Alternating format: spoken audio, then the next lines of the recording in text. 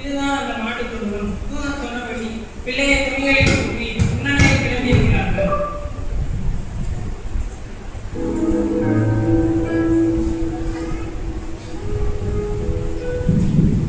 நாங்கள் எல்லாரும் இஸ்ரவேல் மேய்ப்பர்கள். நாங்கள் வயல்வெளியில் மந்தையை காத்துக் கொண்டிருந்தோம். அப்பொழுது ஒரு தூதன் தோன்றினார். நாங்கள் மிகவும் பயந்தோம். கர்த்தருடைய பரிசுத்தம் எங்களை சுற்றிலும் பிரகாசித்தது. அந்த தூதன் ஒரு நற்செய்தியை கூறினார். அந்த நற்செய்தியை கேட்டதும் எங்கள் உள்ளத்தில் ஏதோ ஒரு மகிழ்ச்சியாலும் சமாதானத்தினாலும் இருந்தது. நாங்கள் சற்றும் தாமதியாமல் உடனே புறப்பட்டோம். தூதர்கள் பாடின பாட்டை கேட்டோம். ஒவ்வொரு மாட்டுத்தலமாய் கேட்டுக்கொண்டிருக்கையில் தூதன் சொன்னபடியே முன்னில் சுற்றி முன்னிலே கிடைக்கிற உலக லட்சத்தை கண்டோம். வாருங்கள், எல்லாரும் கொண்டாடுவோம். தூதன் சொன்னதை நாம் எல்லாரும் மேய்ப்பர்களாலே தங்களுக்கு சொல்லப்பட்டதை கேட்ட யாவரும் அவைகளை குறித்து ஆச்சரியப்பட்டார்கள். மரியாளோ இந்த சங்கதிகளை எல்லாம் தன் இருதயத்திலே வைத்து சிந்தனை பண்ணினார். அதன் பின் பிள்ளைக்கு விருத்த சேதனம் பண்ண வேண்டிய 8ஆம் நாளிலே அது கர்ப்பத்திலே உட்பவிக்கிறதற்கு முன்னே தேவதூதனால் சொல்லப்பட்டபடியே அதற்கு இயேசு என்று பெயரிட்டார்கள். மோசேயின் நியாய பிரமாணத்தின்படியே முதற் பேரான எந்த ஆண் பிள்ளையும் கர்த்தருக்கு பரிசுத்தமானது என எண்ணப்படும். எனவே நியாய பிரமாணத்தின்படி ஒரு ஜோடு காட்டுப்புறாவை பலியாக செலுத்த இயேசுவை எருசலேமுக்கு கொண்டு போனார்கள்.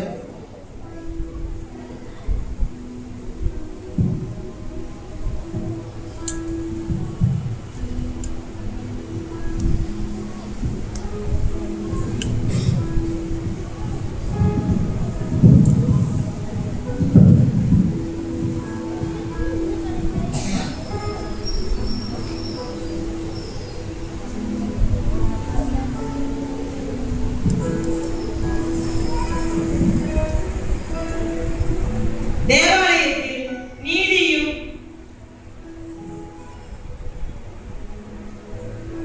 மோசேயின் நியாய பிரமாணத்தின்படியே முதற் பேரான எந்த ஆண் பிள்ளையும் கர்த்தருக்கு பரிசுத்தமானது என எண்ணப்படும்.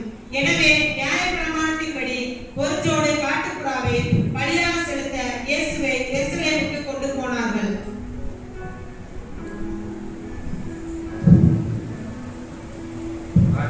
இப்பொழுது உமது அடியேனை சமாதானத்தோடு போகிறீர். புறஜாதியாருக்கு பிரகாசிப்பிக்கிற ஒளியாகவும் உமது ஜனமாகிய இஸ்ரவேலுக்கு மகிமையும் தேவரீர் ஆயத்தப்படின உமது ரசனையத்தை கண்கள் கண்டது. அநேகருடைய எதிரிய சிந்தனை வெளிப்படத்தக்கதாக இஸ்ரவேலின் அடிகள் வெளியிடத்திற்கும் எழுதியிருப்பதற்கும் விரோதமாக பேசப்படும் அடையாளமாவதற்கும் இவர் நியமிக்கப்பட்டிருக்கிறார். மரியாதை உன்னுடைய ஆத்மாவை ஒரு பட்டயம் உருவி போடும்.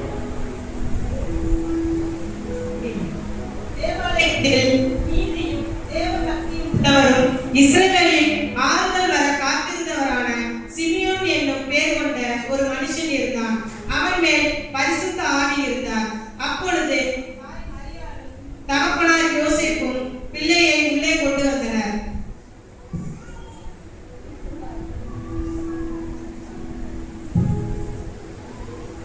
ஆண்டவரே, உமது அடியேனை இப்பொழுது சமாதானத்தோடு போகிறீர். புறஜாதியாருக்கு பிரகாசிப்பிக்கிற ஒளியாகவும் உமது ஜனமாகிய இஸ்ரவேலுக்கு மகிமையும் தேவரீர் ஆயத்தப்படின உமது ரசனையத்தை கண்கள் கண்டது.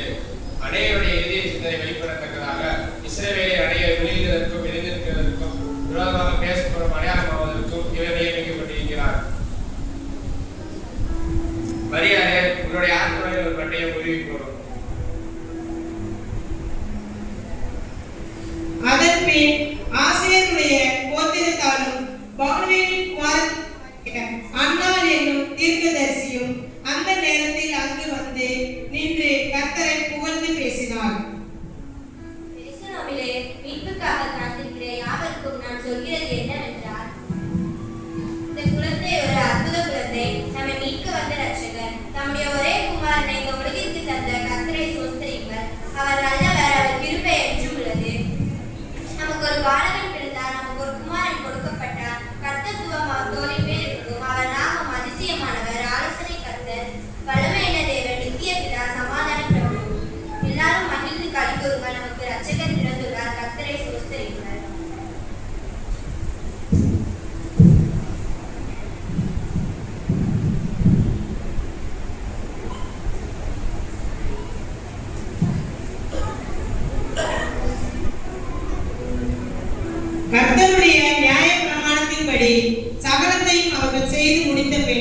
வீட்டிற்கு போனார்கள். பெத்லகேமிலே இயேசு பிறந்த பின் சுமார் 1 வருடம் கழித்து கிழக்கு தேசங்களான பாபிலோன், பெர்சியா, அசீரியா, சீனா, இந்தியா போன்ற தேசங்களிலிருந்து திரளான வானசாஸ்திரிகள் தங்கள் வேலையாட்களுடன் ஒட்டகங்களில் ஏறி கிழக்கிலே தோன்றிய நட்சத்திரத்தை பின்தொடர்ந்து வந்து எருசலேமில் உள்ள ஏரோது ராஜாவின் அரண்மனைக்கு வந்தனர்.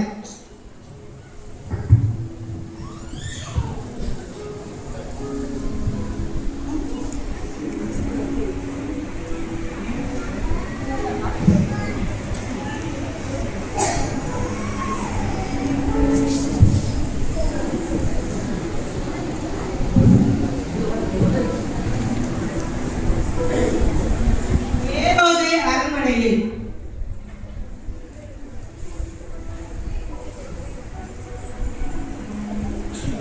வணக்கம் ராஜா, உங்களை காண சாஸ்திரிகள் கூட்டமாக இருக்கின்றனர். என்ன சாஸ்திரிகளா? அவர்களே இங்கே வந்தார்கள். சரி, உள்ளே வர சொல்லுங்க.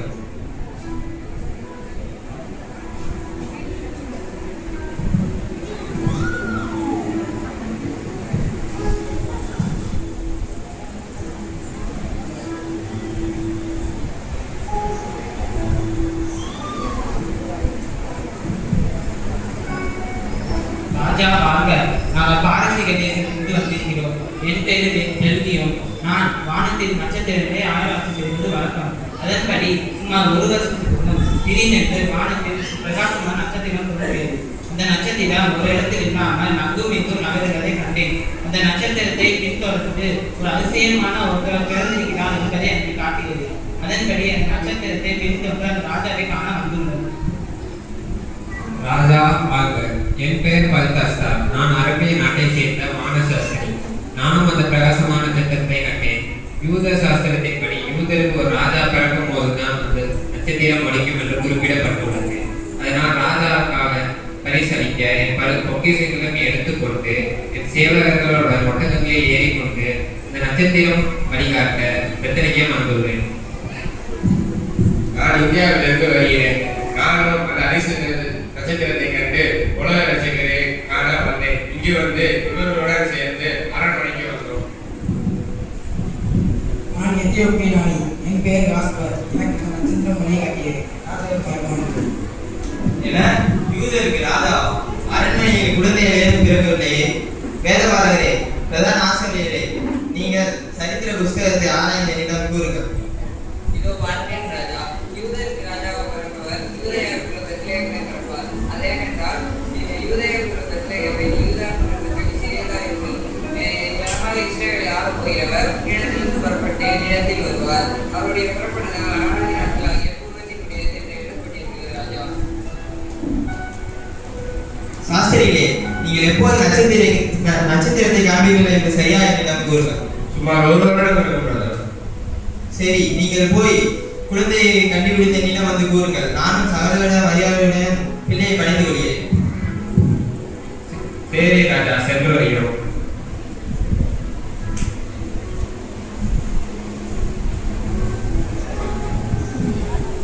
ஏரோது ராஜா அதை கேட்ட அவனும் அவனோட கூட எருசலேம் நகரத்தார் அனைவரும் கடத்தினார்கள். ராஜா சொன்னதை அவர்கள் கேட்டு போகையில் இதோ அவர்கள் கிழக்கிலே கண்ட நட்சத்திரம் அவர்களுக்கு முன் சென்றது. அதை கண்டபோது சாஸ்திரிகள் மிகுந்த ஆனந்த சந்தோஷம் அடைந்தார்கள்.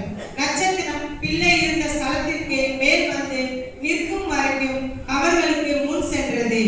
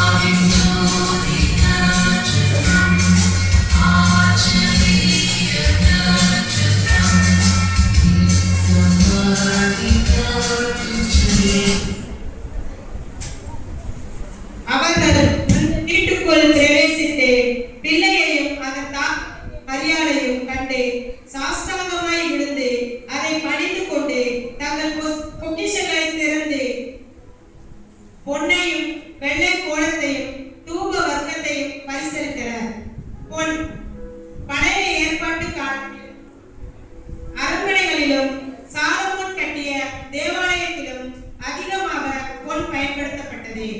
பொன் அதிகாரத்திற்கும் ராஜரீகத்திற்கும் அடையாளமாக மதிப்புமிக்க பொருளாகும். இயேசு கிறிஸ்துவே இந்த உலகத்தை ஆளப்போகிற ராஜா என்பதற்கு அடையாளமாக பொன்னை காணிக்கையாக வைத்தனர். வெள்ளை கோலம் ராஜாக்களையும் ஆசாரியர்களையும் அபிஷேகிக்க பயன்படுத்தும் அபிஷேக தைலம். யூதர்களின் அடக்க முறைமைகளில் பயன்படுத்தப்படும் முக்கியமான ஒன்று. இயேசு நமக்காக பிறந்து பாடுபட்டு நமக்காக ரத்தம் சிந்தி மரிக்கப் போகிறார் என்பதை கூறும் விதமாக வெள்ளை கோலத்தை பரிசளித்தனர்.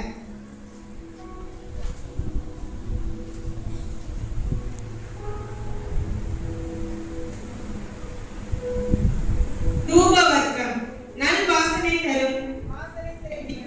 இது தேவனுக்கு உகந்த ஜெப தூபத்தை காட்டுகிறது.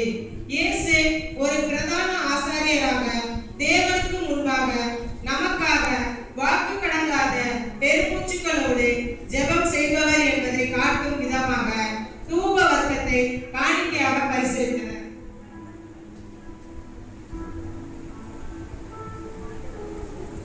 ஏசாயா முன்குறித்தபடி ஒட்டகங்களின் ஏராளமும் மீதியான் தேசங்களின் வேகமான ஒட்டகங்களும் உன்னை மூடும்.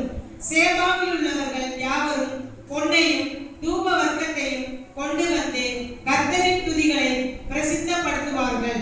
ஏசாயா 60:6 என்ற தீர்க்க தரிசனம் நிறைவேறும்படி இதெல்லாம் நடந்தது.